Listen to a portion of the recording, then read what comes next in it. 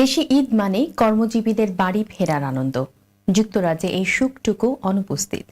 ঈদের নামাজ শেষে অনেককে ছুটতে হয় কাজের উদ্দেশ্যে। প্রবাসীদের কাছে ঈদ মানে যেন ভিডিও কলে স্বজনদের খবর নেয়া। কামরুল হাসান শাওনের রিপোর্টে থাকছে এর বিস্তারিত।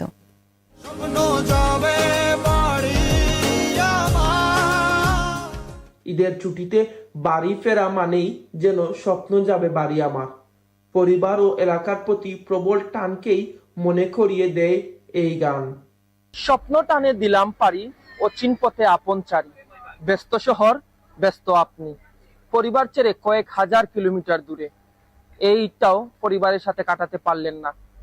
মনের অজান্তেই চোখ ভিজে যায় বাড়ি না ফেরা মানুষটার। ঈদ মানেই আনন্দ, উৎসব, পরিবার, প্রিয়জনের সাথে ঈদের আনন্দ ভাগাভাগি করা।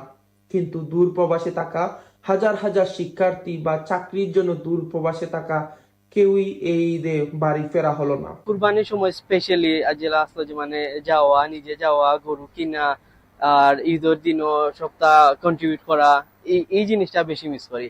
আর ফোন দেওয়া হয়, কল করা হয়, বাট এই জিনিসটা আরো বেশি মানে আমরা ভিতরে আর কি মানে খটকা দেয়, আর মন খারাপ লাগে ও বিষয়গুলা নিয়ে। আব্বা আমার খুব মিস করলাম। টিকিট না পাওয়ার কারণে দেশ দিতাম পারছি না ঈদের আগে। ঈদের বাদে সপ্তাহ ইনশাল্লাহ যাইরাম দেশ আমি।